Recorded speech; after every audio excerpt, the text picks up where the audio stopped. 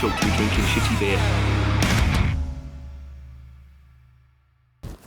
Welcome to a different edition of Bands, Bikes and Booze Reviews.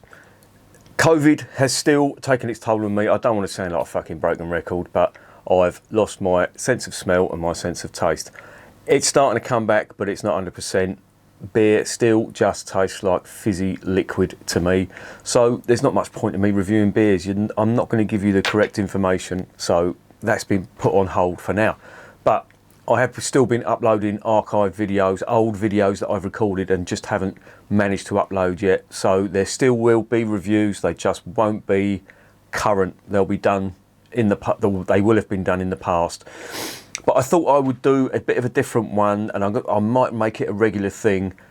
I always appreciate the comments you put in the comment section. I may not be the best at replying to them, but I do read every single one, trust me.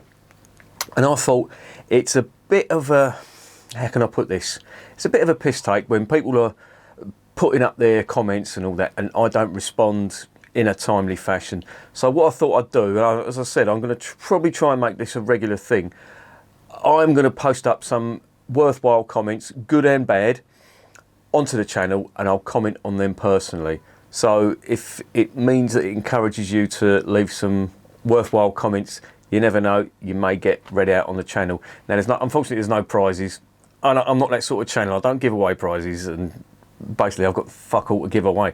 But it will be probably a regular thing, and hopefully you'll get some benefit out of it. So let's stop gassing and let's get on with the comments. If not for coming across your YouTube channel, I probably would be still drinking dog shit. I don't mind paying for a bit more for quality beers. Thanks again, keep up the good work. Well, thanks very much for that, mate. That's the whole point of the channel, and if anybody can get any information out of this, then that is surely a good thing. Quite a few commentators and viewers have said to me that they've changed their drinking habits since looking at the channel, and I think that's brilliant, because it's sort of the aim of the channel is to try and get people just to stop and think and question whether the beer that they're drinking is really worth the money. Are they getting the best value for the money? And to avoid bad beer. So if it's made just one person do that, then it all hasn't been a complete and utter waste of time. You have to try Primator Premium Lager if you can get it. Czech, but basically from a town as close to the Polish border as you can get. I used to get it from Laithwaite's Wine Club when I had that sort of money, and I think it might be exclusive to the UK to them, but you might be able to hunt it down. Thank me later or not, because you will want a crate of it to stock in summer after trying. P.S. They do a dark lager as well, and if you can get hold of that, then God bless you, you're doing all right in life. This, of course, is referring to the recent Polish beers I've been reviewing. And I did say that on the videos that the beers that you get over in this country, generally, certainly from the supermarkets, generally are the bigger macro-style brewers. And I really don't want to be judging a country on the macro beers that are being produced and sent over here, because obviously the macro brewers, they are all about the profit, and they have better distribution channels and networks, so that's what you're going to get. So I do make exceptions for the French, though, because they're literally just over the channel. If there was good beer coming from there, put it this way, if you can get good beer from Germany, certainly you could get it from France if it was available. But it's not. So the French do not get a pass on that. But for most of the Eastern European countries' beers that I've reviewed, I'm not going to judge a whole nation on the macro brewed beers that have come over here. Why are we so bad at lager? Why can't we at least make one world-class pint, for fuck's sake? Yeah, this is a real conundrum for me, and I never really thought about it until I started reviewing beer. And it's one of them things that is a mystery. There could be a number of different factors for us not brewing a decent lager here in the UK. The water potentially could be a factor. The fact that it's not a traditional English drink.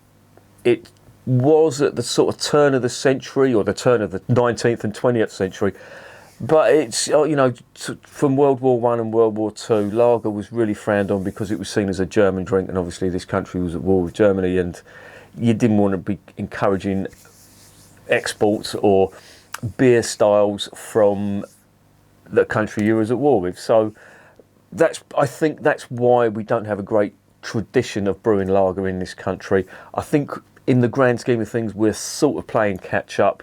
There are a couple of exceptions that I've mentioned on the channel. The Sam Smith's Organic Lager, that's a really good one. I do like that, especially on tap. That's really nice. And also the C84 Great Yorkshire Brewery. They do a really good Yorkshire lager. I had misgivings about it when I bought it, but it turned out to be really nice, really flavoursome. But aside from that, Utopia Brewing, I can sort of see what they're trying to do, and they're a little bit above the others. But as for everything else, even, you know, people are going on about Camden Hells and all that, I really don't think that's a good lager in the grand scheme of things. And yeah, as it stands now, there really isn't a really good homegrown English lager that springs to mind. Certainly not that I've come across. There may be one out there, I just haven't found it. Regarding amber ales, it's all down to marketing. London Pride started out as a bitter, then became a best bitter, pale ale, premium ale, original ale, and is currently an amber ale. Golden ale is another marketing term that never existed until recently. Yeah, the whole amber ale conundrum is a bit of a strange one. London Pride of course, is an excellent example. That's been renamed quite a few times. I think the Landlord has been renamed a few times as well. Originally that was an ale, and now it's a pale ale. It's pure marketing. The beer is of the style it was originally brewed, and you can call it whatever you want. I mean, I'm not going to go into the whole IPA thing. I mean, that's just a whole new topic that will send me into Hitler-esque rants. But yeah, the whole amber ale thing is a new one on me, and it seems to be a trend now where bitters are being renamed amber ales. It's like bitter is a dirty word, and it shouldn't be. That's what the style is. It's what the beer was called. Amber ale is, as the viewer points out correctly, it's an American thing. It has no place in British beer styles, or English beer styles, I should say. So yeah, just be wary of what you see on these beer labels when it comes to styles, especially English beer. There's a lot of marketing involved, and marketing and tradition, it can go either way. So just be wary on that one. Having been to Munich and a lover of the Helles style, and I've tried all the big 6 breweries in Munich, and the best 3 are always Augustiner, Paulaner and Hofbrau. No beer on earth will beat the Bavarian Helles style beers. Well, Munich, of course, is beer heaven, in my opinion, or Bavaria is, and Munich, of course, is the capital of Bavaria. But I wouldn't, you know, everybody says, oh, let's go to Munich and all that. I think Franconia is the place to go in Bavaria for beer. Obviously, they've got the most breweries there, but there is some fantastic brewers from there. Now, of course, in Munich, you do have the big 6, who are the Augustiner, Spaten, Löwenbräu, Hofbräu, Paulaner and Hacker-Pschorr. Out of all of them, I think the most consistent is the Hacker-Pschorr brewery. I think they don't brew the ultimate best beers, but although the Keller beer is up there, that's one of their best beers in my opinion. But all their beers are really good, and they're a very, very consistent brewer.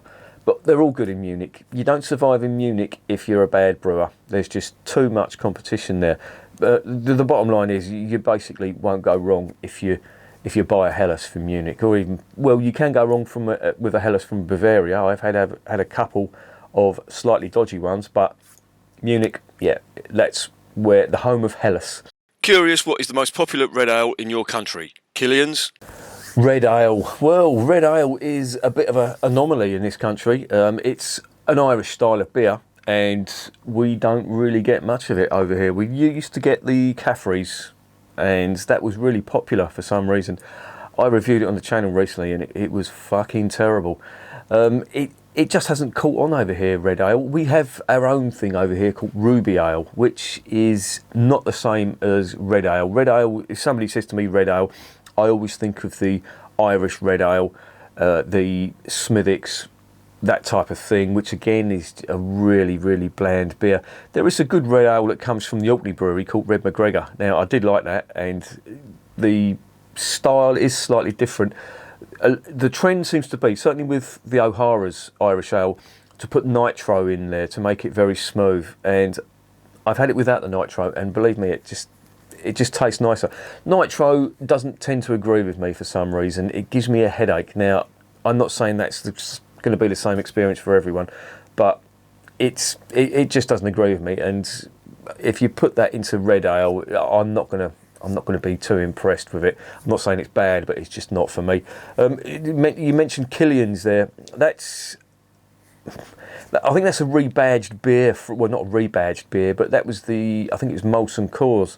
That was their attempt at an Irish red ale, and I think they took over Caffrey's, and they didn't want them two beers competing with each other. So I think they've sort of dropped off the Caffrey's.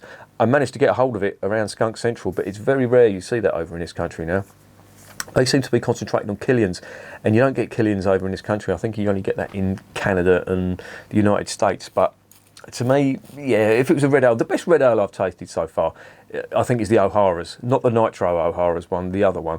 And that's really good, but of course that comes from Ireland, and it's not readily available. You have to get that online. It's a craft beer, but it's nice. I did like that. But if you want to get a reasonably good one, and it's reasonably available in this country, then I'd go for the Orkney Brewery Red McGregor. That's really nice. Opener do you use? Looks cool. The bottle opener.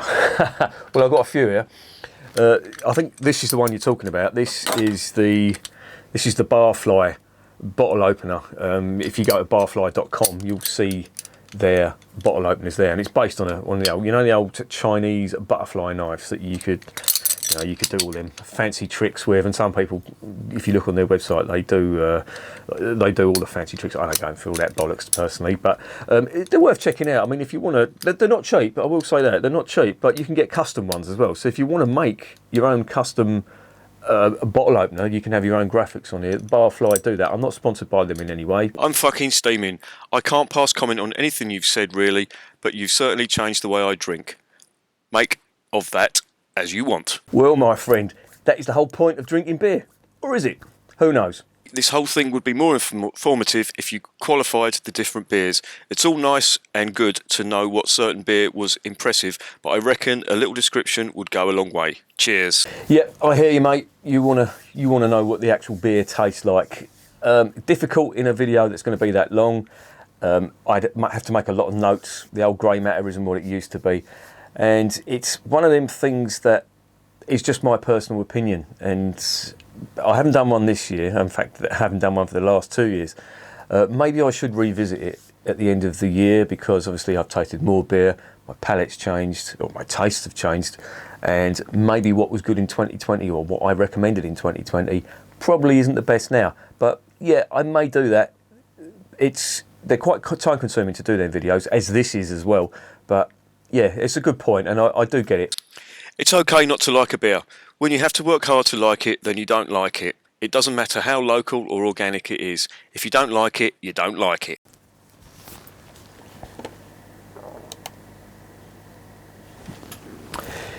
Yeah, that's one thing that I try to do. I do try to find the good points of any beer, and as you say, if you're struggling, then it's a bad beer.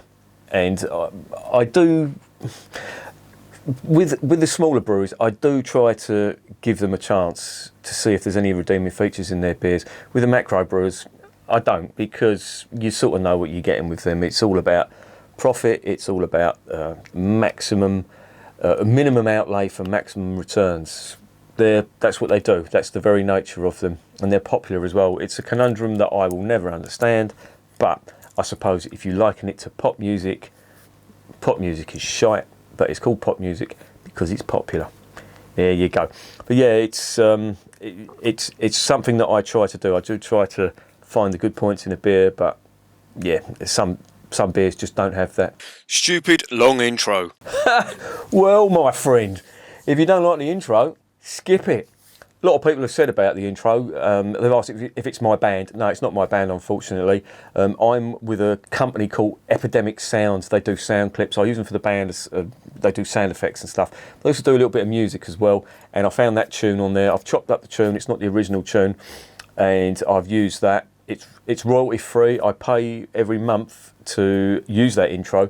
I really like it. It's my style of music, and if you don't like the intro, skip it. Found your description of the hops very interesting. Is there any chance you could do a video talking in depth about other hops, please?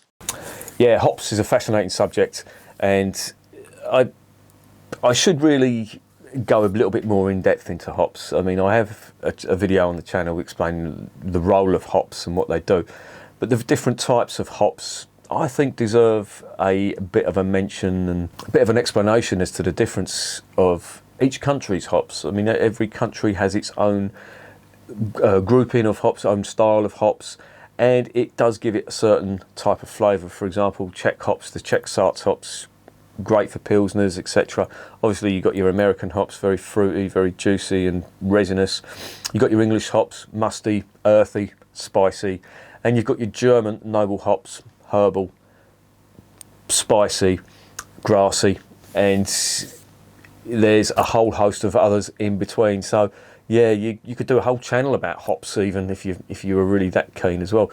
And the same goes for malt as well. So yeah, it's something I should look at, I think, and at some point I probably will do a video about hops. So watch this space. I'm not familiar with your videos at all, but I would bet you are a fan of the metal band Motorhead. Don't get mad at me if I'm wrong. Cheers. Well, Columbo, I certainly am a fan of Motorhead. I have liked Motorhead since 1982. I remember the first single I got from them was Iron Fist when it came out, and it had Remember Me I'm Gone on the back, I think. And yeah, ever since then it was a slippery slope. I remember the first Motorhead album. I got two Motorhead albums at the same time from Our Price, if you can remember them, and that was in 1980. Oh, that would have been 1982 or 83, I think. I can't remember, one of the two. I was only a nipper at the time, and I bought the On Parole album, which took a little bit of getting used to. That was recorded in 1975 but wasn't released till 1979. And I bought the No Sleep Till Hammersmith album on the strength of the Motorhead, the song Motorhead live, making it into the charts. And I remember that from when I was a kid, and I thought, who the fuck is this? And I didn't think much of it after. When I started getting into the punk music, I used to see loads of punks and skinheads as well with Motorhead t-shirts on, and I decided to check them out, and then I absolutely loved them. And it just went on from there. They're my second favourite band of all time, my first being Black Sabbath. There's a great t-shirt I saw the other day, and it said there's only two things in life you can trust: yourself and the first four Black Sabbath albums. And I'll agree with that statement. Asahi have apparently changed the London Pride recipe, so we'll be interested to see what you make of it now. Not hearing good things.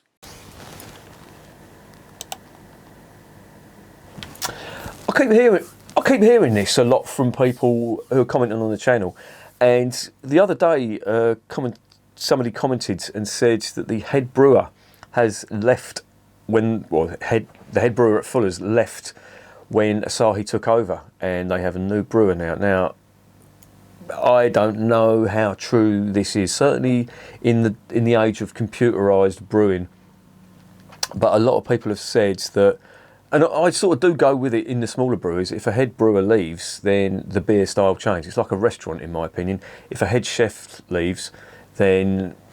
And this was highlighted to me by a mate, and when he was talking about Indian restaurants, he says, it isn't about the restaurant, it's about the chefs. And he said, if a load of chefs leave, find out where they've gone, and then go there. And he said the food will taste more or less the same. And it's a good point, I think.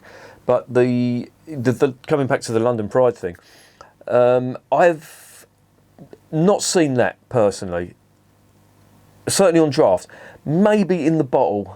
And the only way I could possibly do that is to have, and I have drunk London Pride, I drink it quite regularly, is to have a back-to-back comparison. And I don't think that's going to happen now. I don't think there's any more of the old stuff that's in date that would be worthy of a comparison video. I have mentioned on the Fuller's Twitter page, they've got their own London Pride page, and numerous times I have said that, can you confirm or deny that the recipe for London Pride has changed? Never ever got a response, and I think that's a bit poor, really. But I do mention it on the channel quite a few times when I talk about, when people do raise this. I did try it on cask recently at a friend's funeral this year. That was in February, I think, and it tasted absolutely amazing. So on cask, I don't know whether it's different or not, but it still tastes good, in my opinion. Maybe I should revisit the bottle and see if that's changed, but I don't know. As I say, the only way I could really confirm or deny that is a comparison video, and I'm not going to get the answer from Fuller's, so I've more or less given up asking them. But there you go.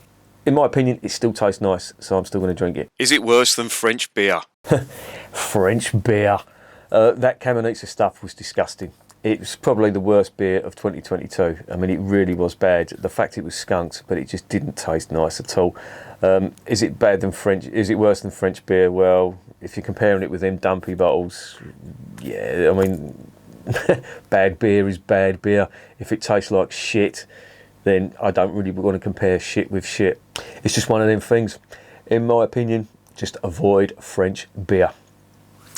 So there you go, that's it for this week. The very first viewers' comments. I think I'm probably going to, depending on the popularity of this, I'm going to make this a regular thing. It does take a long time to edit these videos, so they probably won't be weekly, but I'll try and do it every month. So if you want to comment on the video or a video that I put up, please do. You never know, it may end up on the comments channel. I'll probably do this as a monthly thing. I'll accumulate all the comments, and I'll probably go through some of the older comments as well and throw them up. So please, please, please comment, like, and if you want, subscribe. And remember, life is too short to be drinking shitty beer. Like and subscribe, or the puppy gets it. Isn't that right, Purse? Yeah, get off.